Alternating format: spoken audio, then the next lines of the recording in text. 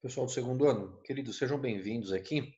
Nós tivemos um probleminha técnico na questão da gravação da aula, então eu achei por bem eu refazer aqui a gravação dos tópicos que foram abordados na aula de hoje.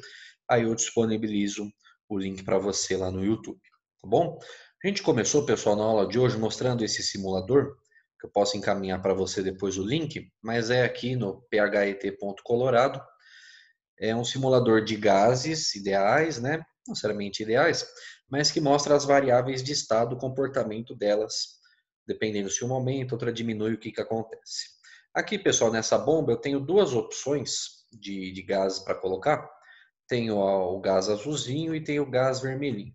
Perceba a diferença de cara, pessoal, entre essas moléculas. Olha só. As moléculas do gás azul, elas são bastante pesadas. Então você percebe que a energia cinética, a velocidade que elas têm é bastante pequena, comparada, por exemplo, às moléculas do gás vermelhinho, que ele é bem mais leve. Percebeu? Então, por causa dessa questão da massa, a gente tem também uma análise diferente de velocidade, de energia cinética aí no choque das colisões aí das moléculas com elas mesmas, mas também com as paredes do recipiente, e isso interfere na pressão, tá bom? Mas para facilitar a nossa vida, a gente vai colocar só um tipo de molécula aqui, tá bom? Perceba o seguinte, pessoal, quando eu libero aqui algumas moléculas no meu recipiente, ele colocou uma temperatura aqui padrão de 300 Kelvin, que a gente sabe que é 27 graus Celsius, né, por aquela relação que a gente já aprendeu. E ele tem uma pressão aqui, está medindo 11 atmosferas, que também dá para converter para Pascal.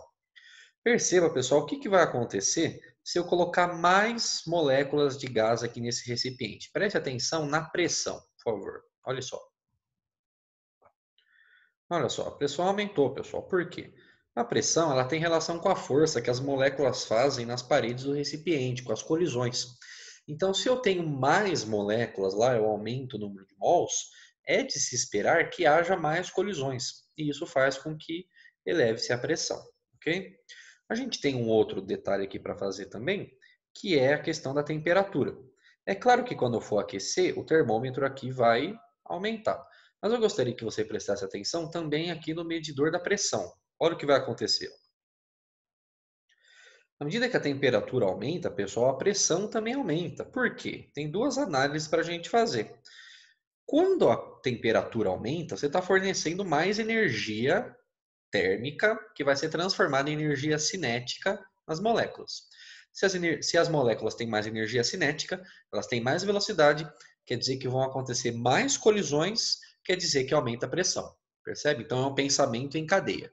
Maior temperatura, maior energia, maior velocidade, mais colisões, mais pressão. Isso também está equacionado pela equação de Clapeyron, que você já viu, PV igual a nRT. Então, se você aumenta a temperatura, você vai aumentar a pressão. Elas estão em lados opostos, né, da equação, são diretamente proporcionais. Percebeu a ideia? E dá para a gente fazer também, obviamente, a questão do esfriamento. Diminuir a temperatura, diminui a pressão na mesma proporção. Tudo bem? Dá para a gente fazer algumas outras coisas aqui, ó. Tem uma tampa aqui, ó, desse recipiente que, se eu abrir, ela permite escapar um pouquinho das moléculas. Quando eu diminuo o número de mols, pessoal, vai diminuir a pressão, porque com menos moléculas aqui aprisionadas, eu vou diminuir a quantidade de colisões, de tal forma que ele também diminui a pressão. Percebeu a ideia? E com isso também diminui a temperatura. O que dá para a gente fazer, a última variável de estado que dá para a gente analisar é o volume. O volume aqui dessa caixa eu posso aumentar ou diminuir. Se liga na pressão que estava, pessoal, estava 16,8 atmosferas. Se eu diminuir o volume, o que você acha que vai acontecer com a pressão? A pressão vai aumentar. Está aqui, ó, praticamente dobrou a pressão. Por quê? Quanto menor o volume, maior a pressão. Esses caras estão no mesmo lado da equação de Clapeyron, então eles são inversamente proporcionais. E a gente entende essa análise quando você diminui o volume, você diminui o espaço para as moléculas se movimentarem, de tal forma que isso aumenta a quantidade de colisões e, por consequência, aumenta a pressão. Se você aumenta o volume, percebe que a pressão diminui, porque agora as moléculas têm mais espaço para se movimentar e isso diminui a quantidade de colisões, por consequência, diminui a pressão. Tudo bem?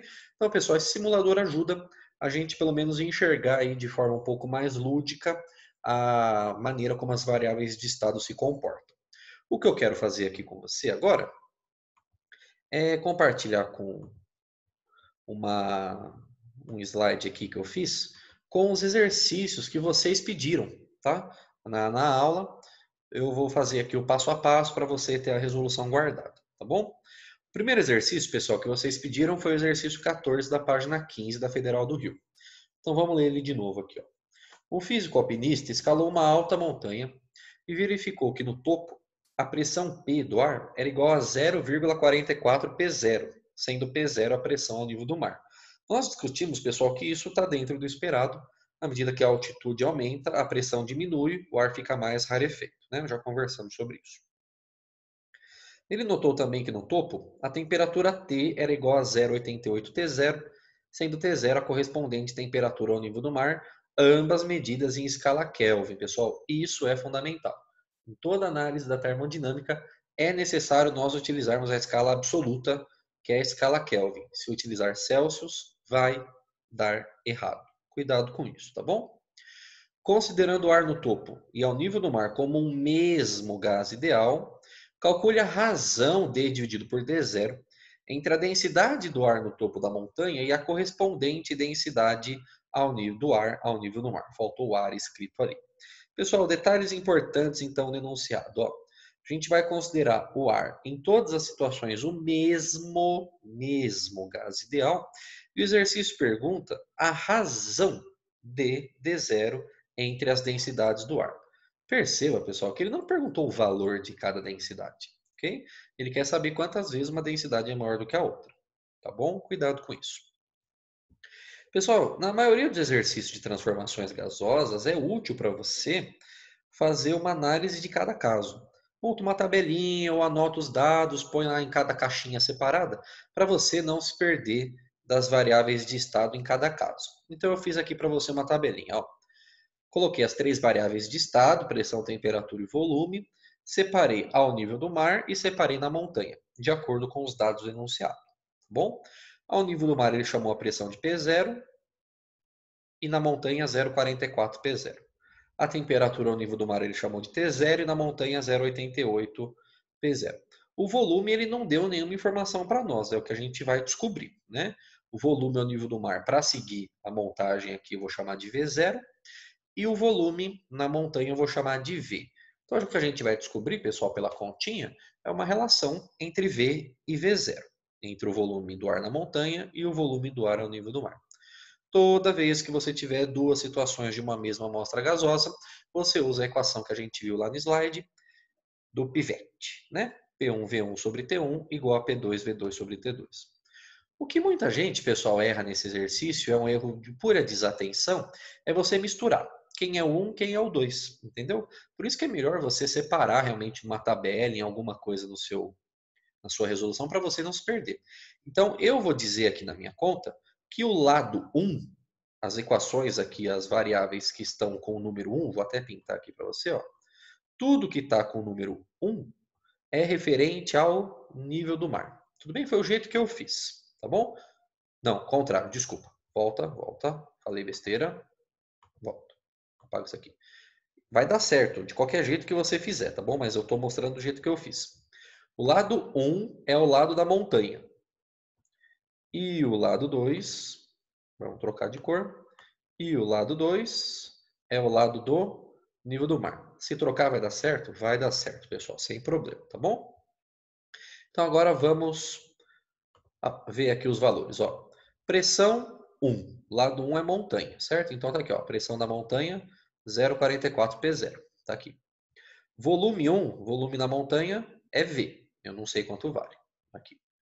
Temperatura na montanha 0,88 T0. Aqui eu coloquei P0, pessoal, tá digitado errado, né? Aqui é T0. Desatenção minha, desculpe. Do outro lado, pessoal, coloca os valores referentes ao nível do mar. P0, V0 e T0. E aqui, pessoal, a gente percebe que tem algumas coisinhas que dá para a gente cancelar. Esse valor P0, ele se repete dos dois lados, então eu posso cortar. Percebeu? Esse valor T0, ele também se repete dos dois lados, então eu vou poder cancelar. Entenda, pessoal, que o que importa nessa equação do pivete não é necessariamente os valores, mas sim a proporção. Proporção. Por isso que eu consigo cancelar alguns desses valores que se repetem dos dois lados. Tudo bem?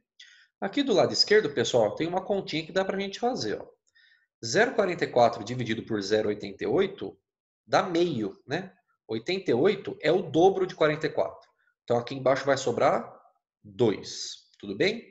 Então como é que vai ficar? Ó, sobrou V só aqui, porque 0,44 por 0,88 dá meio. Por isso que o 2 está aqui embaixo. Tudo bem? E do lado direito só sobrou o V0. Aí, pessoal, eu vou só pegar esse 2 que está dividindo, passar para cima multiplicando, e chego nessa relaçãozinha que a gente vai guardar. O volume na montanha é igual a 2 vezes o volume do gás ao nível do mar. Tudo bem? Guarda isso. Por que a gente vai precisar disso, pessoal? Porque o pedido deste exercício é a densidade. Estava lá no seu enunciado. E a densidade a gente sabe que é massa sobre volume.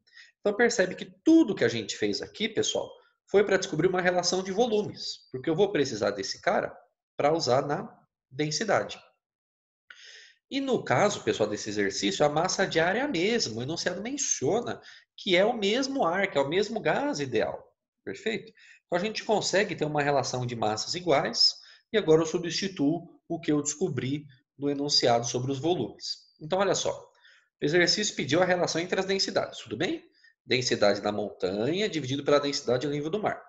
Substitui em cada densidade massa por volume, colocando o volume apropriado. O volume da montanha é V, o volume ao nível do mar é V0. A massa é a mesma, tudo bem? Você já sabe que dividir frações, o que a gente faz? Mantém a primeira, que é M sobre V, e multiplica pelo inverso da segunda. A segunda era M sobre V0, multiplico invertido, V0 sobre M. Tudo bem? E de novo, pessoal, cancela aqui as massas. Ó. Massa multiplicando com massa dividindo dá para cortar, sobrou V0 sobre V. Mas eu sei lá do slide anterior que o volume V, que é o volume lá no topo da montanha, é igual a quê? É igual a 2 vezes o volume ao nível do mar. Então, essa última linha aqui, ó, é o que eu estou substituindo a minha descoberta lá na análise do pivete, tá bom?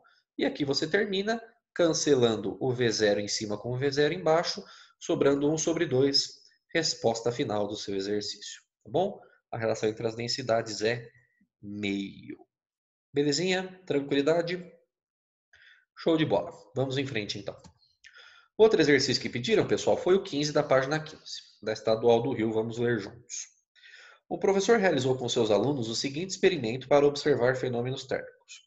Colocou inicialmente uma quantidade de gás ideal em um recipiente adiabático. Pessoal, recipiente adiabático é aquele que não vai ter troca de calor com o próprio recipiente, entendeu? As transformações vão acontecer apenas pela interação entre as moléculas do gás. Tudo bem? O que o carinha fez? Colocou esse gás lá, ele comprimiu. O que é uma compressão, pessoal?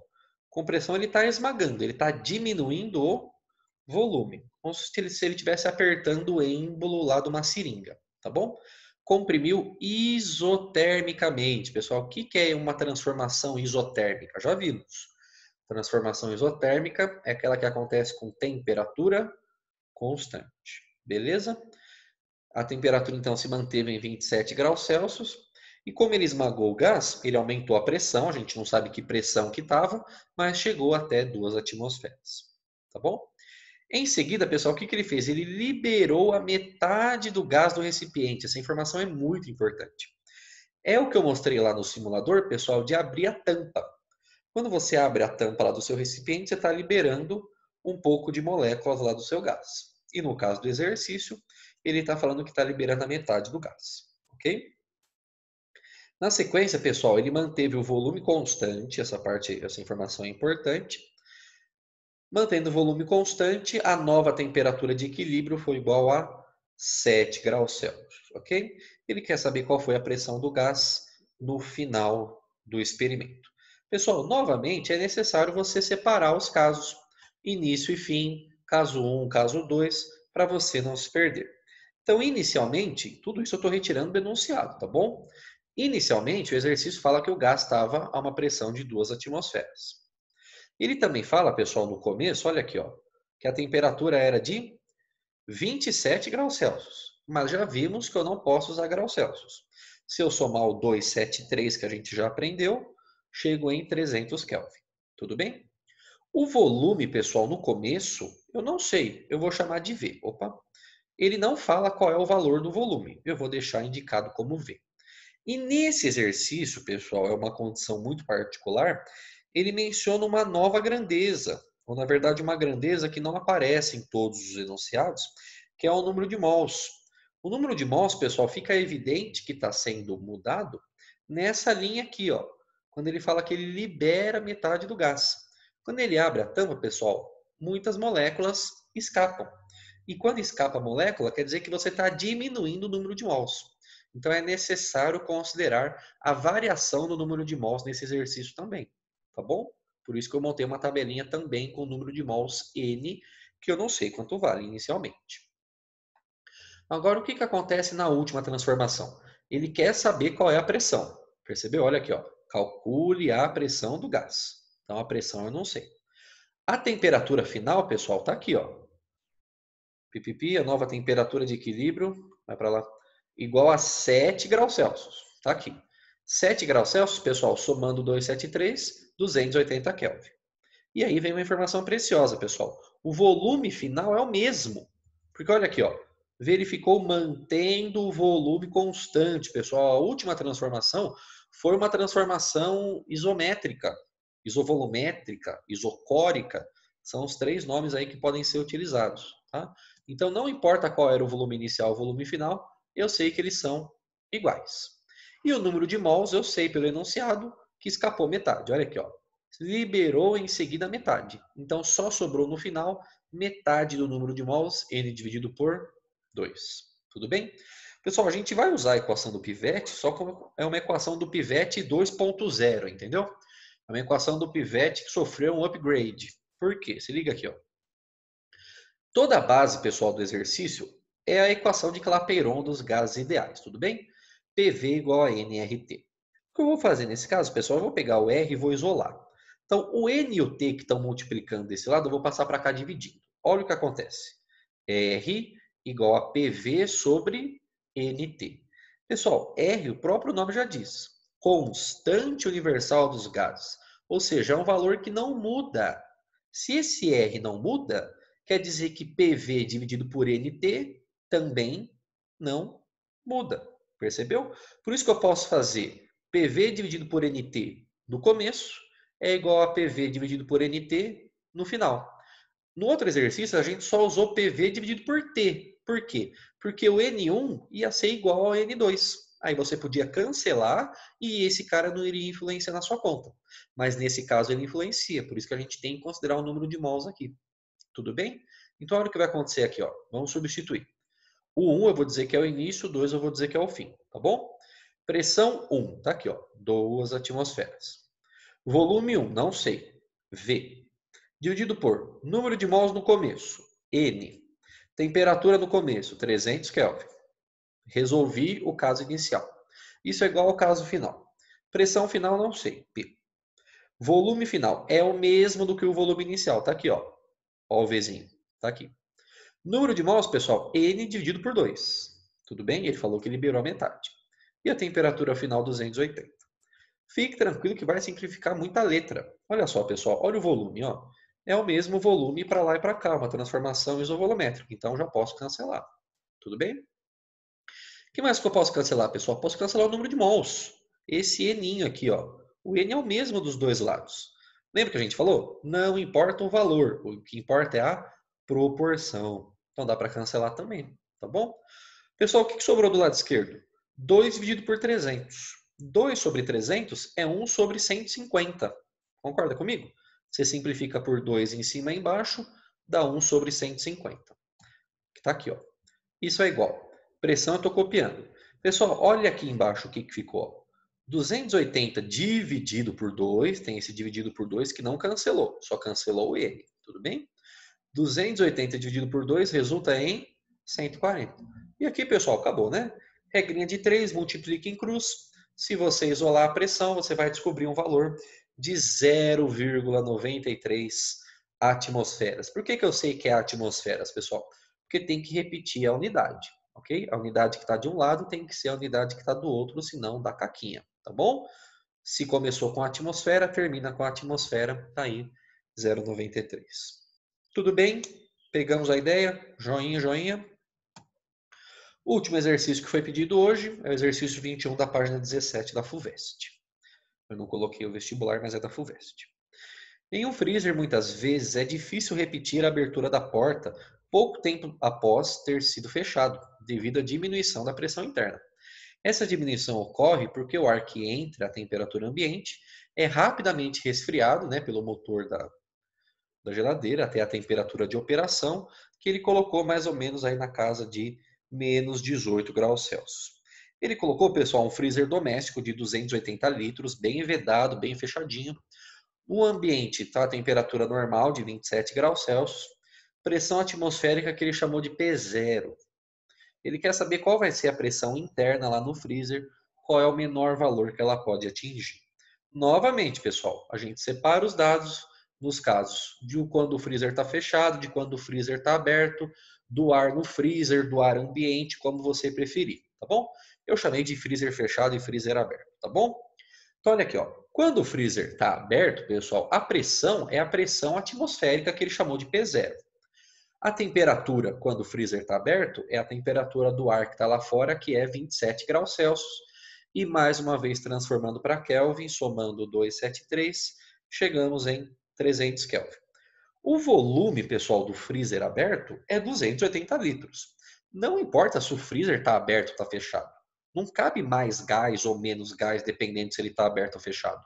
Concorda comigo? O freezer é uma caixinha. O espaço do freezer é o mesmo. Por isso que o volume aqui é igual. Tá vendo? Ó? O gás também vai sofrer, nesse caso, uma transformação isovolumétrica, porque o volume do recipiente é o mesmo. Concorda comigo? Quando o freezer fecha, a pressão eu quero descobrir, não sei, e a temperatura chega em menos 18 graus Celsius, somando o nosso 273, chegamos em 255 Kelvin. Beleza? E mais uma vez, pessoal, vamos usar o pivete P1V1 sobre T1 igual a P2V2 sobre T2. A gente já percebeu que os volumes são iguais, né? Então eu posso cancelar aqui o V1 com o V2, transformação isovolumétrica. Tudo bem? Chegamos aqui. Pressão 1. Vou dizer que o lado 1 agora, pessoal, é o lado do freezer fechado e o lado 2 é o lado do freezer aberto. Não importa qual lado você utiliza, contanto que você substitua todos os dados de forma correta. Tá bom? Pressão 1 do freezer fechado, dividido temperatura 1, temperatura do freezer fechado 255. A pressão 2, pessoal, é a pressão do freezer aberto, que o enunciado chamou de P0, tá bom? É a pressão atmosférica. E a temperatura 300. Dá uma isoladinha bonitinha, ó, passa o 255 que está dividindo, passa para cima multiplicando, fica 255P0 sobre 300. Faz essa continha aqui para mim, ó. 255 dividido por 300. Se você dividir, vai dar 0,85. E o P0 você copia, né, pessoal? O que o exercício está querendo dizer? Que a pressão interna, lá no freezer, é igual a 0,85 vezes a pressão atmosférica. E 0,85 você sabe que corresponde a 85%, que é o jeito que está escrito na alternativa em porcentagem. Então, realmente, como o enunciado mostra para a gente, é uma pressão menor que fica lá dentro do freezer por causa da diminuição da temperatura. Beleza, pessoal? Tá aí. Esses foram os enunciados, os exercícios que vocês pediram na aula de hoje. Espero que tenha ficado tudo claro. Qualquer coisa, dá um toque, tá bom? Fiquem com Deus. Até a próxima. Tamo junto. Tchau, tchau.